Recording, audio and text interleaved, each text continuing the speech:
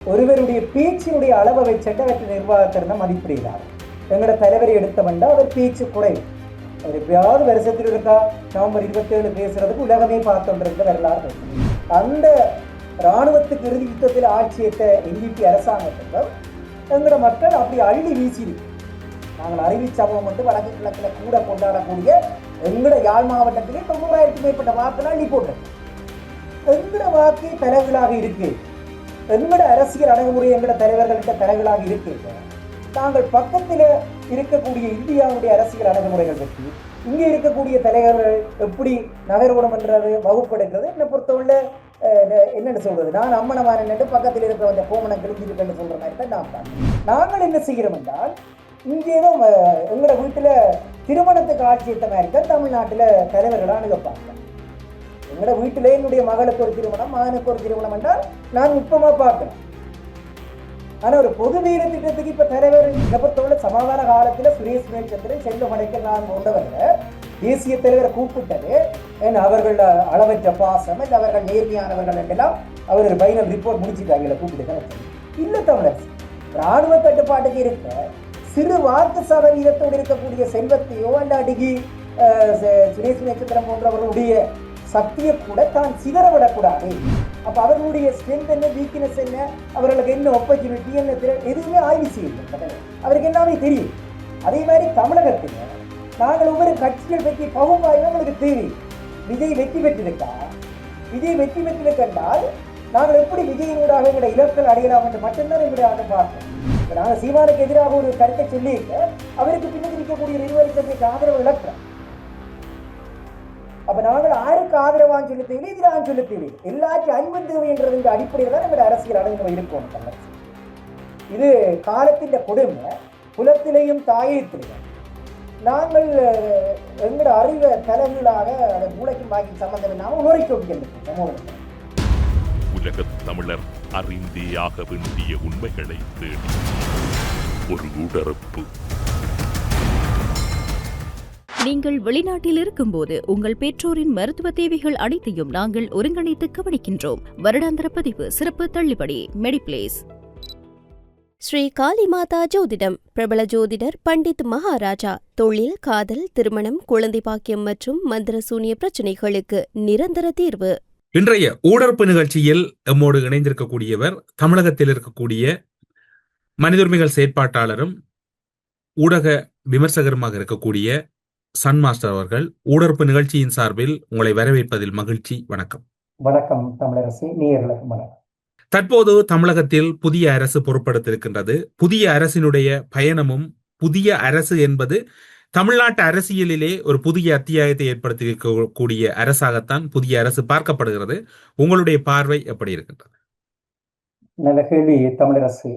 தற்போது இந்த கேள்விக்குள்ள நான் முதலில தற்போது தமிழக அரசாக பொறுப்பேற்றிருக்கக்கூடிய மாண்புமிகு ஜோசப் விஜய் அவர்களுக்கு இங்கே இருக்கக்கூடிய எங்களோட 90,000க்கும் மேற்பட்ட அகதிகள் சார்பிலும், ஈழ அகதிகள் சார்பிலும், உலகம் முழுவதும் பிறந்து வாழும் ஈழத்தமிழர்கள் சார்பிலும் நமது உள்ள நிறைந்த வாழ்த்துக்களை முதல்ல அவருக்கும் அவரது கட்சியினருக்கும் தெரிவித்துக் கொண்டு, உலகம் முழுவதுமே இன்றைக்கு மாற்றங்களை நோக்கி ஒரு பக்கம் யுத்தம் தீவிரமாக ஒவ்வொரு நாடுகளில் நடந்துருக்கு, பல நாடுகளில். அதே போல இந்த அரசியல் மாற்றங்களும் நடந்துருக்குது. மாற்றம் என்றது மாறாதது.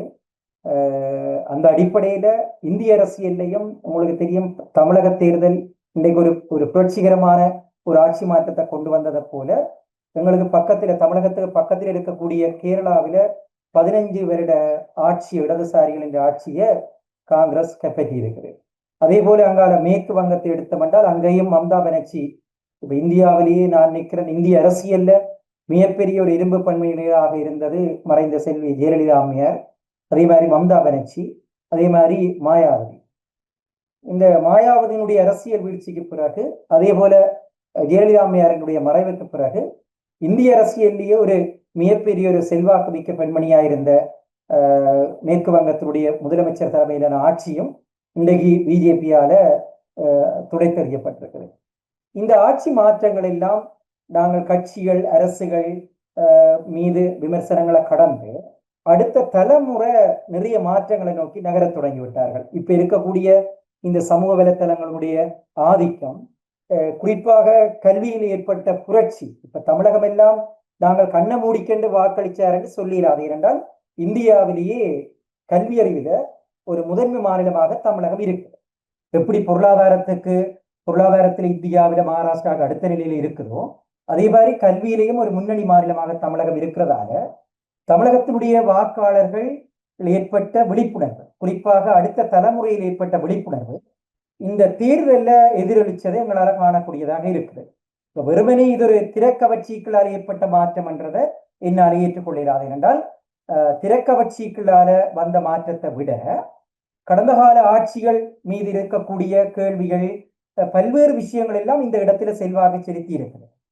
அந்த அடிப்படையில தான் தமிழக முதலமைச்சராக இன்றைக்கு விஜய் தமிழக வெற்றி கழகம் ஆட்சி பீடத்துக்கு இருக்குது. அவரும் இன்றைக்கு 13வது முதலமைச்சராகவும் முதலமைச்சராக பதவியேற்று இன்றைய நாள்ல 17வது சட்டமன்ற கூட்டத்தொடர் ஆரம்பிக்கப்பட்டு சட்டமன்றத்தில் பதவி பிரமாணம் செய்திருக்கிறார். அப்ப இந்த இடத்துல நாங்கள் அவருக்கு நான் ஒரு அகதியாக இந்த மண்ணில இருந்தண்டு இங்க இருக்கக்கூடிய ஒட்டுமொத்த எங்களோட அகதி மக்கள் சார்பிலையும் உலகம் முழுவதும் பிறந்து வாழ்ற எங்களோட மக்கள் சார்பிலையும் எங்களோட வாழ்த்துக்களை தெரிவித்துக் கொள்கிறோம். நீங்கள் எப்படி பார்க்கிறீர்கள் புதிதாக பொறுப்படுத்திருக்கக்கூடிய முதலமைச்சர் தலைமையிலான அமைச்சரவையையும் அவர்களுடைய அரசுக்கும் புதிதாக இருக்கின்றார்கள், ஆட்சிக்கும் புதிதாக இருக்கின்றார்கள், எல்லா விதத்திலும் புதியவர்களாக இருக்கின்றார்கள். இவர்களின் நிர்வாகத்திறன் எப்படி இருக்கும் என்று எதிர்பார்க்கின்றீர்கள்? அதிலும் குறிப்பாக புதிதாக பொறுப்படுத்திருக்கக்கூடிய தமிழகத்தின் முதலமைச்சருடைய நிர்வாக மற்றும் தலைமைத்துவ பண்புகளை எப்படி அவதானிக்கின்றீர்கள்? குறைவான பேச்சு, நிறைவான வேலையாக இருந்தால் நிச்சயம் அவர் எதிர்பார்த்த திசை வழியை நோக்கி போவார் என்று நினைக்கிறார். இப்ப நேற்று வளமையாக உங்களுக்கு தெரியும், முதலமைச்சராக பதவியேற்கிறவர்கள் பிரச்சார மேடைகள்ல தொடக்கம் அந்த பதவியேற்பு விழாவில கூட 1 மணி நேரம் 1.5 மணி நேரம் 45 நிமிஷம் என்றுதான் அவர்களுடைய பேச்சு இருக்கிறது. ஆனா பதவியேற்பு விழாவில கூட விஜயனுடைய பேச்சு 25 நிமிடம் தான் நீடிச்சிருக்கிறது. அதற்கு முதல் பிரச்சார மேடைகளிலே 10 நிமிஷம் 15 நிமிஷம் தான். அது கூட ஒரு விமர்சனமா முன்வைக்கப்பட்டது. என்னென்றால் எந்தெந்த இடத்திலெல்லாம் விமர்சனங்களுக்கு உள்ளாக்கணுமோ அதை தமிழகத்தில் இருக்கக்கூடிய கட்சிகள் விமர்சனத்துக்கு உள்ளாக்கினவர்கள். சில ஊடகங்களிலும் இந்த விமர்சனங்கள் எல்லாம் வந்தது. என்ன பொறுத்தவரை நீங்க திருக்குறளை பார்த்தா தெரியும், திருக்குறள் 2 வரியிலான் இருக்குது, பக்கமாக நாங்கள் எழுதுற மாதிரி பேசுற மாதிரி இல்லை. அப்ப ஒருவருடைய பேச்சினுடைய அளவை வச்சுட்டு அவற்றை நிர்வாகத்திறனை மதிப்பிடாது. எங்களோட தலைவரை எடுத்தவண்டா அவர் பேச்சு குறைவு. அவர் எப்பயாவது வருஷத்தில் இருக்கா நவம்பர் 27 பேசுறதுக்கு உலகமே பார்த்துருந்த வரலாறு இருக்குது. மற்றது விமர்சனத்தையும் நாங்கள் கண்ணை மூடிக்கொண்டு வைக்க இயலாது. என்றால் இப்ப அவர் மீது முன்வைக்கப்பட்ட விமர்சனங்கள் நிறைய சவால்களை சந்திச்சவர். கட்சி ஆரம்பிக்க இவருக்கு பின்னுக்கு 6 வெறிவினம் என்ற கேள்விகள் எழுப்பப்பட்டது. எப்படி அவர் எல்லா மாவட்டத்திலேயும் கட்சிக்கு பொறுப்பாளர்களை போடுவார்கள் என்ற கேள்வி எழுப்பப்பட்டது. கட்சிக்கான உட்கட்டுமானங்களை அவர் எவ்வாறு உருவாக்குவார் என்ற கேள்வி எழுப்பப்பட்டது. இவர் எப்படி ஊடகங்களை அணுக போறார், ஊடகங்களை பார்க்காமல் எப்படி இவருக்கான பிரச்சார உத்திகளை வகுக்க போறார் என்ற கேள்வி எழுப்பப்பட்டது. இவர்கள் எந்த ஒரு அனுபவமே இல்லையே தேர்தல் குறித்து இவர்களுக்கான என்ற விமர்சனங்கள் எழுப்பப்பட்டது. அதை விட அவர் வேட்பாளர்களை தேடி பிடிப்பார் என்ற விமர்சனம் எழுப்பப்பட்டது. ஆனா அடுத்து அந்த அனைத்து சவால்களையும் அவர் அந்த குறைந்த பேச்சால சாதுரியமாக என்ன பொறுத்தவரை அதை வெற்றி கொண்டிருக்கிற மாதிரி தான் நான் பார்க்கிறேன். ஏனென்றால் இப்ப விமர்சனங்கள் நேராகவும் இருக்கும் எதிராகவும் இருக்குன்றதை விட அவங்க தங்களோட கடமையில ஒரு குறியாக இருந்திருக்காரு. என்னை பற்றி எவராவது நீ குறி என்று சொல்லிட்டு போ, நான் என்னுடைய கடமையில அல்ல நான் முன்னோக்கி போறதுல மட்டும்தான் என்னுடைய குறி இருக்குன்றதின் அடிப்படையில தான் அந்த பணிகள் நகர்ந்ததாக நான் பார்க்கிறேன். என்றால் கட்சி இப்ப நான் பார்க்கிறேன் எப்படி என்றால் எங்களுக்கு இப்ப எங்களோட மண்ணில கூட ஒரு 30 வருடத்துக்கு மேலே எங்களோட தலைவர் நடத்தின அந்த நிர்வாக கட்டமைப்பில எத்தனையோ பிரிவுகளை நாங்கள் சத்தம் இல்லாத பிரிவுகளை பார்த்திருக்கிறோம். ஏனென்றால் அவ்வளவு சைலன்ஸ் ஆயிருக்கும், அங்க வேலை கூட நடக்கும். அதே மாதிரி என்ன பொறுத்தவரை விஜய்க்கு பின்னால போராக்கள் பற்றி ஒரு முழுமையான மதிப்பீடுகள் இல்லாம எங்கட சில சமூக வலைத்தளங்கள்ல கூட வாட்ஸ்அப் குரூப்கள்ல கூட நான் அந்த கருத்துக்களை பார்த்தேன். உங்களுக்கு தெரியும், அதனுடைய நிபுணர் என்று சொல்லி தேர்தல் வியூக வகுப்பாளர்கள் என்று சொல்லி நிறைய பேர் அதுக்குள்ள வேலை செய்யல. இப்ப மூத்த அரசியல்வாதியாக இருக்கக்கூடிய அனுபவசாலியான ஐயா செங்கோட்டையன் ஐயா மட்டுமே இல்ல, இளம் தலைமுறைக்குள்ளே விஜய்க்குள்ள போன ஆட்கள்ல இப்ப நிறைய பேர் நிறைய கல்வியாளர்கள் அதுகள் அது டாக்டரேட் முடிச்சாக்கள் இருக்கணும், நிறைய டாக்டர்ஸ் இருக்கணும், நிறைய அதாவது முனைவர் பட்டம் பெற்றார்களே எத்தனை பேர் இருக்கணும், பல நூறு வழக்கறிஞர்கள், பல நூறு என்றதை விட பல்லாயிரக்கணக்கான வழக்கறிஞர்கள் அவருக்கு பின்னுக்கு அணிவகுத்திருக்கிறார்கள். ஆனா அவர்களுடைய அந்த கட்சியினுடைய உட்பரப்பு பற்றி, அது எவ்வளவு பேரை எவ்வளவு ஆட்சியத்தில் செய்திருக்கு இந்த 2 வருஷத்துக்குள்ள, எவ்வளவு தனக்குள்ள ஒவ்வொரு உப அலகுகளை ஏற்படுத்தி இருக்குது, எப்படி அந்த வேலை திட்டத்தை ஒவ்வொரு வீட்டுக்குள்ளே கொண்டு போய் சேர்த்திருக்குது, தன்னுடைய அந்த வீச்சை, அந்த பிரச்சார வீச்சை, ஏற்கனவே அவருக்கு இருந்த அந்த திற வெளிச்சம், இந்த சொல்லுவாங்க கருவில இருந்த குழந்தைக்கும் விஜயனுடைய குரல் கேட்டிருக்குன்னு சொல்லி ஒரு ஆள் சொன்னார். என்றால் குழந்தைகள் மட்டுமில்லை அவருக்கு பிரச்சாரமாக மாறினது, கருவில இருந்த குழந்தை கூட அவற்ற பாட்டை கேட்டிருக்கலாம், அவற்ற குரலை கேட்டிருக்கலாம் என்று சொல்லி ஒரு ஆள் சொன்னார். ஏனென்றால் அவருக்கு ஒரு அறிமுகம் தேவைப்படுகிறது. அப்ப அறிமுகம் தேவைப்படாத ஒரு மிகப்பெரிய ஒரு கவனிக்கப்பட்ட ஒரு நபருக்கு, ஊடக வெளியில சினிமா நிர்மலத்தளத்தை கவனிக்கப்பட்ட ஒரு ஆளுக்கு, அவருக்கு பின்னுக்கு சேர்ந்த இந்த சிந்தன குழாம், அதோட சேர்ந்த அடுத்த இளைஞர் சக்தி எல்லாமே அது மிகப்பெரிய ஒரு சரித்திர வெற்றிக்குத்தான் கொண்டு போய் விட்டுருக்குது. சவால்கள் எல்லா தலைவர்களுக்குமே சவால் இருக்குது. அந்த சவால்கள் எல்லாத்தையும் ஒவ்வொரு இடத்திலுமே அவர் கடந்து வந்திருக்கிறார். இப்ப அது இந்த தேர்தல் நேரத்தில் வந்த விவாகரத்து வழக்கா இருக்கலாம், அல்ல கரூர் சம்பவமா இருக்கலாம், ஒவ்வொரு விஷயம் அல்ல பதவியேற்பில் ஏற்பட்ட அந்த பெரும்பான்மை நிரூபிக்கிறதில் ஏற்பட்ட சவாலாக இருக்கலாம்.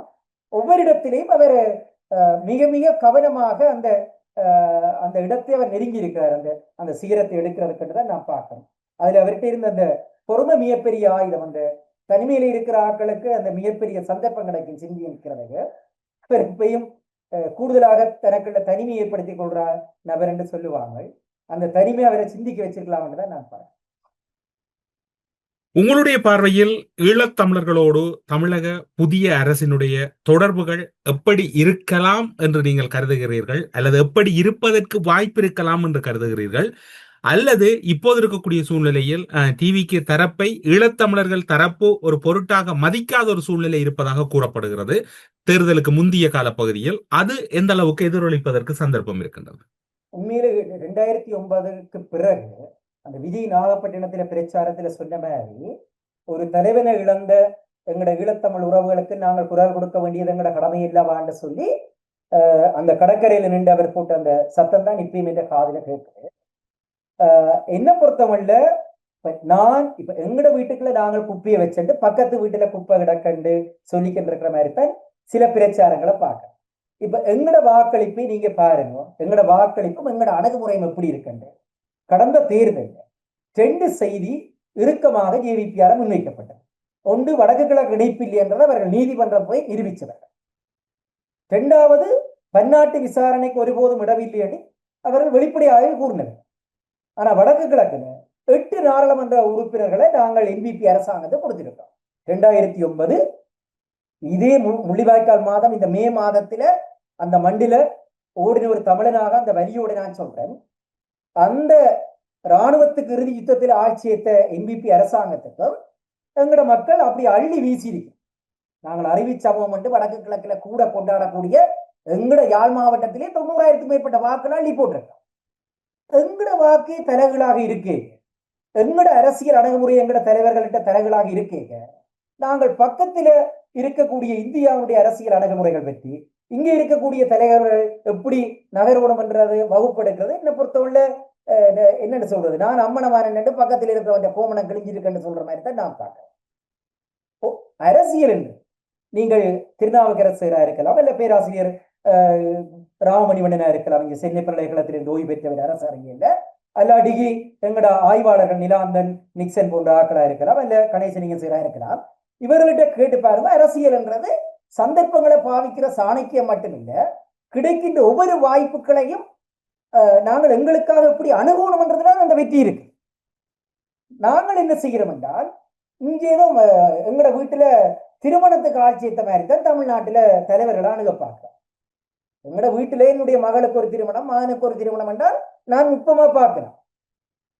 ஆனா ஒரு பொது வீர திட்டத்துக்கு இப்ப தலைவர் எங்கட போராட்டத்துக்கு எங்கட போராளிகள் செய்யறேக்க அந்த குடும்பத்தை பற்றி ஏதாவது வெற்றி ஒரு ஆய்வு செய்த அடுத்து எங்கட போராட்டம் அப்ப இப்ப என்ன பொறுத்தவரை சமாதான காலத்துல சுரேஷ் சுரேச்சந்திரன், செல்வம் அடைக்கல் போன்றவர்களை தேசிய தலைவர் கூப்பிட்டது அவர்கள் அளவற்ற பாசம் இல்ல அவர்கள் நேர்மையானவர்கள் என்றெல்லாம் அவர் ஒரு பைனல் ரிப்போர்ட் முடிச்சுட்டாங்க கூப்பிட்டு கலைச்சது இல்ல. தமிழரசு ராணுவ கட்டுப்பாட்டுக்கு இருக்கிற சிறு வாக்கு சதவீதத்தோடு இருக்கக்கூடிய செல்வத்தையோ அல்ல அடிகி சுரேஷ் சுரேச்சந்திரன் போன்றவர்களுடைய சக்தியை கூட தான் சிதறவிடக்கூடாது. ஒட்டுமொத்தமாக வடக்கு கிழக்கு மக்கள் உடைய நிலப்பாடு என்று சொல்லி சிங்கள தேசத்துக்கும் சர்வதேசத்துக்கும் சொல்றதுக்காகத்தான் அந்த வாக்குகளை கையாண்ட அந்த தலைவர்களை அணுகிடும். அப்ப அவர்களுடைய ஸ்ட்ரென்த் என்ன, வீக்னஸ் என்ன, அவர்களுக்கு என்ன ஆப்பர்ச்சுனிட்டி என்ன, எதுவுமே ஆய்வு செய்யல தலைவர். அவருக்கு எல்லாமே தெரியும். அதே மாதிரி தமிழகத்துல நாங்கள் ஒவ்வொரு கட்சிகள் பற்றி பகுப்பாய்வு எங்களுக்கு தேவையில்லை. விஜய் வெற்றி பெற்றிருக்கா, விஜய் வெற்றி பெற்றிருக்கின்றால் நாங்கள் எப்படி விஜயினூடாக எங்களுடைய இலக்கள் அடையலாம் என்று மட்டும்தான் எங்களுடைய ஆட்டம் பார்ப்போம். அவர் தேர்தல் விஞ்ஞாபனத்துல சொல்லி இருக்கிறார் இங்க இருக்கக்கூடிய மக்களுக்கான குடியுரிமை என்று சொல்லி. என்ன பொறுத்தவரை அது கூட எங்களுக்கு ஒரு தற்காலிக குடியுரிமை தான் என்னுடைய தனிப்பட்ட கருத்து தான். எங்கட மக்கள் இங்க பெரும்பாலும் அவர்கள் குடியுரிமை என்றாலும் நானேயும் தற்காலிக குடியுரிமை என்று சொல்றேன் என்றால் ஏற்கனவே வடக்கு கிழக்கில் எங்கட மக்களுடைய வீதாசாரம் என்றது மிக படு பாதாளத்துக்கு போய் தற்போதும் அங்க ஒரு கட்டமைக்கப்பட்ட இன அழிப்பு தொடர்றதால இப்பயும் எங்கட மக்களுடைய வெளியேற்றம் அதிகரிச்சு. அப்ப எங்கட மண்ணில எங்களை நாங்களே ஆளக்கூடிய எங்களுக்கான ஒரு சுயநிர்ணய உரிமையோட ஒரு தேசம் கிடைக்கப்படும் என்றால் எங்கட இங்க இருக்கக்கூடிய மக்கள் போகைக்கு அந்த குடியுரிமை கூட இல்லாம போல. அப்ப தற்காலிகமாக இந்த மண்ணிலே அனுபவிக்கக்கூடிய இந்திய மக்களுக்கான உரிமைகளைத்தான் நாங்கள் ஒரு தற்காலிக குடியுரிமையா கூட நான் என்னுடைய கருத்து. ஆனா விஜய் அதை குடியுரிமையாகவே வலியுறுத்தி இருக்கு. அப்ப விஜய்கிட்ட என்ன பொறுத்தவரை எங்கட தலைவர்களோ நாங்களோ முன்வைக்கக்கூடிய கோரிக்கை இப்ப அவசரமாக என்னவா இருக்கணும் என்றால், ஏற்கனவே சட்டமன்றத்தில் உங்களுக்கு தெரியும் 2012-13 முன்னாள் மறைந்த ஜெயலலிதா அம்மையார் தலைமையில வருமான ஒரு சட்டமன்ற தீர்மானம் கொண்டு வரப்பட்டது. அதுல இன அழிப்பு ஏற்றுக்கொள்ளப்பட்டது, பன்னாட்டு விசாரணை வலியுறுத்தப்பட்டது, பொதுசன வாக்கெடுப்பு வலியுறுத்தப்பட்டது, இந்திய மத்திய அரசோடு இலங்கையுடனான தொடர்பை நிறுத்தணும் என்றே பகிரங்கமாக சொல்லப்பட்டது. அப்ப மீண்டும் இந்த தீர்மானத்துக்கு உயிர் கொடுக்கணும் என்றதன் அடிப்படையில விஜய் மீண்டும் ஒரு தீர்மானத்தை இந்த மே மாதத்துல கொண்டு வரதான் உண்மையில அங்க நீதிக்காக கண்ணீரோட இப்பையும் ரத்தத்தோட காத்தன்றிருக்கிற. நான் ரத்தத்தோட ஏன் சொல்றேன் என்றால் உங்களுக்கு தெரிய 17 ஆண்டுக்கு பிறகும் எங்கட மண்ணில் இப்பையும் 17 வருடத்துக்கு முற்பட்ட காயங்களுடைய ரத்தம் பாரதாக நான் கேள்விப்பட்டேன்.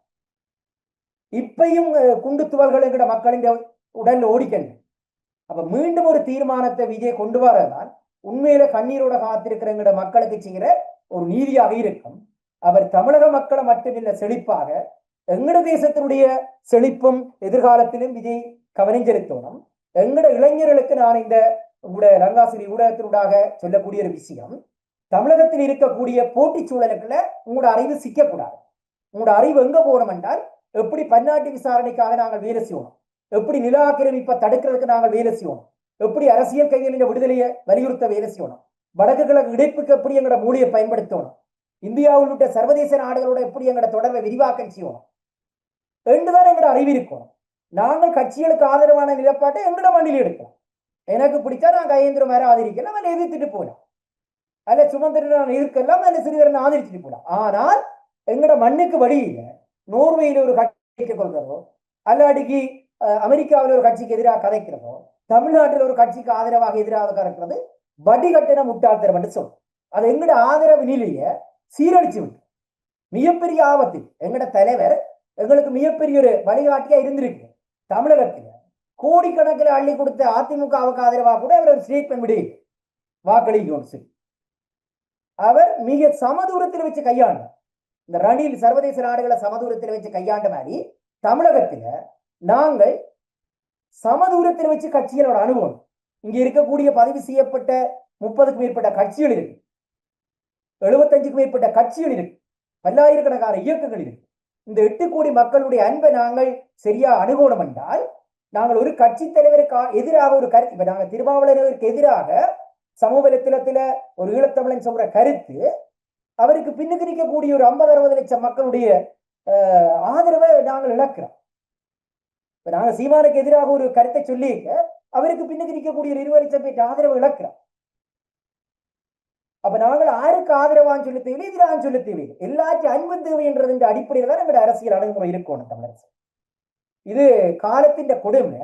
குலத்திலேயும் தாயத்திலேயும் நாங்கள் எங்களோட அறிவை தலைகீழாக அதை மூளைக்கும் பாக்கியும் சம்பந்தம் இல்லாமல் உளறிக்க ஒட்டிக்கிட்டு சமூகத்தில் என்ன பிடிச்சு வருகிறவனும் எனக்கு உண்மையிலே ஒரு ஆளை பிடிக்கலாம். ஆனா நான் இங்க வாக்களிக்கிறேன். இங்க இருக்கக்கூடிய மக்கள் தங்கட பிரச்சனை என்று தானே வாக்களிக்கிறார். அதை கடந்த காலத்தில் வந்த ஆட்சிகள் எங்களுக்கு சாட்சி. எங்களோட பிரச்சனை என்று வாக்களிச்சிருந்தா கடந்த காலத்தில் சில ஆட்சிகள் வந்திருக்கா தமிழர். அந்த அடிப்படையை நாங்கள் புரிஞ்சு கொள்ளும். எங்களோட வாக்களிப்பை சந்தி சிரிக்குது. அதான் நான் சொல்றேன், நாங்கள் கோமணத்தோட நின்று அம்மனாத்மா நின்று பக்கத்தில் இருக்கவன் கோமணம் கிழிஞ்சிருக்குன்னு சொன்ன மாதிரி தான் இருக்கு. அதாவது விஜயிட்டு நான் முன்வைக்கக்கூடிய ஒரு கோரிக்கை என்றது ஒட்டுமொத்த எங்கட மக்களின் சார்பில் எங்கட தலைவர்களும் அவசரமாக இந்த மாதம் முன்வைக்கக்கூடிய கோரிக்கையாக தமிழரசு இந்த முள்ளிவாய்க்கால் மே மாதத்துல நினைவில் இப்ப இங்க கட்சிகளா செய்யணும். வைகோனில கட்சி செய்யும், அல்ல பல்வேறு இயக்கங்கள் செய்வினம், நெடுமாறன் ஐயா செய்வீர், பல அமைப்புகள் செய்வினம், திருமுருகன் காந்தி உள்ளிட்ட பல அமைப்புகள், விடுதலை சிறுத்தைகள் கட்சி. ஆனால் தமிழக மக்களாக தமிழக அரசாக செய்யணும் என்றதை தமிழக வெற்றி கழகத்தினுடைய தலைவரும் தற்போதைய முதலமைச்சருமான மாண்புமிகு ஜோசப் விஜய் அவர்கள்ட்ட எங்கட தலைவர்களும் குலத்தில் இருக்கக்கூடிய எங்கட அமைப்புகளும் அவசரமாக வலியுறுத்தணும். அதை உண்மையிலே விஜய் அவர்கள் செய்யணும். ஏனென்றால் முதலாவது எங்கட கண்ணீரோட நீங்கள் எங்களோட சேர்ந்து அழுங்க. என்னை பொறுத்தவரை எனக்கு இடைக்கால குடியுரிமையா என்ற கண்ணீருக்கான நியாயமான எனக்கு குடியுரிமை கூட நான் வெளிப்படையாக அவங்களுக்கு சொல்றேன் 2ஆம் பட்சம். ஆனா இந்த கண்ணீரோட நீங்க நில்லுங்க. எனக்கு வீட்டு திட்டமா எனக்கான நீதியா? என்னை பொறுத்தவரை எனக்கு வீட்டு திட்டம் 2ஆம் பட்சம். இந்த இடத்துல நான் எல்லாரையும் ஒரே புள்ளியில விரைச்சு அது அவரவற்ற விருப்பம். என்னுடைய மனநீதியில நின்று நான் இப்படித்தான் பார்க்கிறேன். என்னை பொறுத்தவரை தமிழக முதலமைச்சர்கிட்ட அவசரமாக வலியுறுத்த வேண்டிய கோரிக்கை இதுதான். ஊடறுப்பு நிகழ்ச்சியில் இணைந்து கொண்டு மிக முக்கியமான கருத்துக்கள், குறிப்பாக தமிழகத்துக்கும் ஈழத்தமிழர்களுக்கும் இடையில் உறவு நிலை ஏற்படுவதற்கான சந்தர்ப்பங்களையும் தமிழக அரசியலில் ஈழத்தமிழர்களின் நிலைப்பாடுகள் எப்படி இருக்க வேண்டும் என்கின்ற தன்மைகளையும் மிக முக்கியமான கருத்துக்களோடு வெளிப்படுத்தியமைக்காக சிறப்பு நன்றிகளோடு உங்களிடம் விடைபெற்றுக் கொள்கிறோம். நன்றி, வணக்கம். வாய்ப்பளித்ததுக்கு தமிழர் உங்களுக்கும் ஊடகத்துக்கும் நன்றி. ஸ்ரீ காளிமாதா ஜோதிடம் பிரபல ஜோதிடர் பண்டித் மகாராஜா. தொழில், காதல், திருமணம், குழந்தை பாக்கியம் மற்றும் மந்திர சூனிய பிரச்சனைகளுக்கு நிரந்தர தீர்வு. உலகத் தமிழர் அறிந்தே ஆக வேண்டிய உண்மைகளை தேடி ஒரு உடறுப்பு.